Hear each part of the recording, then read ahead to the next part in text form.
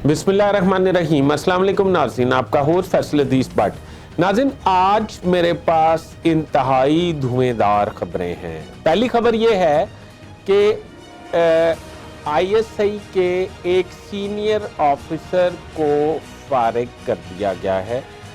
उन ऑफिसर की ड्यूटी क्या थी और वो किन सियासी लोगों के करीब थे और उनको क्यों फारिग किया गया। मुस्लिम लीग नून में किसका बयानिया चलेगा और किसका बयानिया नहीं चलेगा, इसके अलावा मैं आपकी खिदमत में अर्ज करने वाला हूँ एक बड़ी शख्सियत जो PTI में थी, उसकी विकटें किस पार्टी ने उड़ा दी हैं। राना सनाउल्लाह, सादर भीख, जवेद लतीफ़, इनका बयानिया जो है वो क्या ख़त्म होने जा रहा है और पॉलिसी चेंज हो रही है और इन्हें क्या किस जगह अकोमोडेट किया जा रहा है। काइंडली मेरा चैनल सब्सक्राइब कर लीजिए। अगर आपको प्रोग्राम पसंद आए तो बेल आइकन के बटन को भी दबा लीजिए। सबसे पहली खबर कि मुस्लिम लीग नून अपने बयानिए से हट रही है। मुस्लिम लीग नून, अब आपको पता है कि पार्टी सदारत की बारी है और पार्टी सदारत जो है वो मियां नवाज शरीफ के क्रेडिट पे जानी है और इसको तब्दील किया जाना है। शहबाज शरीफ से ये पग जो है नवाज शरीफ को पहुंचेगी। नवाज शरीफ साहब को ये पैगाम दे दिया गया है कि अगर आपने ये पग संभालनी है तो आपको एस्टेब्लिशमेंट के खिलाफ हल्का हल्का मीठा रक्स जो है ये बंद करना पड़ेगा और एस्टेब्लिशमेंट के हवाले से जो आपके प्यादे गुफ्तगू कर रहे हैं उनको उनसे बाज रखना पड़ेगा। इसके अलावा ये भी मैं आपकी खिदमत में अर्ज कर दूं कि मियां नवाज शरीफ साहब ने इस फौरी पैगाम के बाद सादर रफीक साहब, उस राना सनाउल्लाह साहब, जवेद लतीफ़ साहब को कोई भी सख्त बयानिया देने से रोक दिया है। इसके जवाब में एक और चीज़ सामने आई है कि राना सनाउल्लाह को वज़ीर आज़म के एडवाइज़र के तौर पर कंसीडर किया जा रहा है, जबकि सादर रफीक साहब को भी वफाकी हुकूमत में अकोमोडेट करने का अंदिया दे दिया गया है।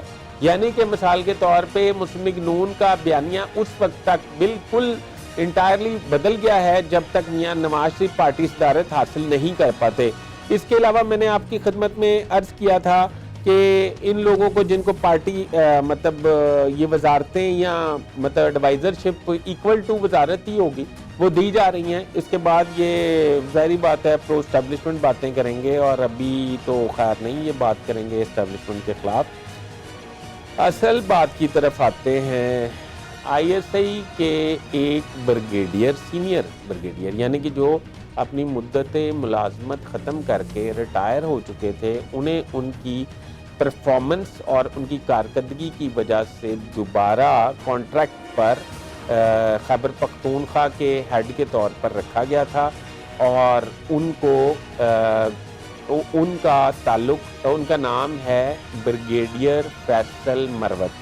ब्रिगेडियर फैसल मरवत वही ऑफिसर हैं जिन आपको पता है कि शेर अफजल मरवत के हवाले से गुफ्तगू की जाती है कि शेर अफजल मरवत जो हैं वो एस्टेब्लिशमेंट के पेरोल पे हैं या एस्टेब्लिशमेंट के लगाए हुए पौधे हैं।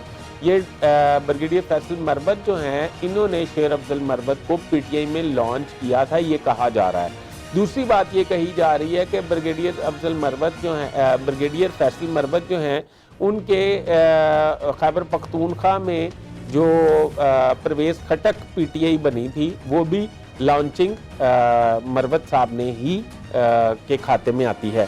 इसके अलावा ये भी मतलब कहा जा रहा है कि एस्टेब्लिशमेंट से मरवत के ज़रिए शेर अफजल का राब्ता था। तो अब इनके हवाले से एक रिपोर्ट जनरेट हुई है रिपोर्टेडली, जिसमें कहा गया है कि फैसल मरवत जो हैं वो खैबर पख्तूनख्वा के PTI अरकान या PTI बतौर पार्टी उनको सपोर्ट हासिल दे रहे हैं।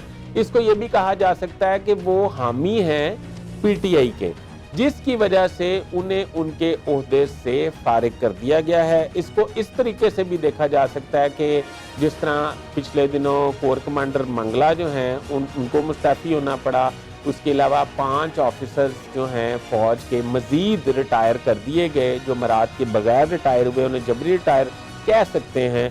تو اس کے بعد فیصل مروت بھی اسی کی بھینٹ چڑھ گئے ہیں، یعنی کہ فوج میں جو پی ٹی آئی بھال صفائی کا کام شروع ہوا ہے، فیصل مروت بھی اسی کا نشانہ بن گئے ہیں۔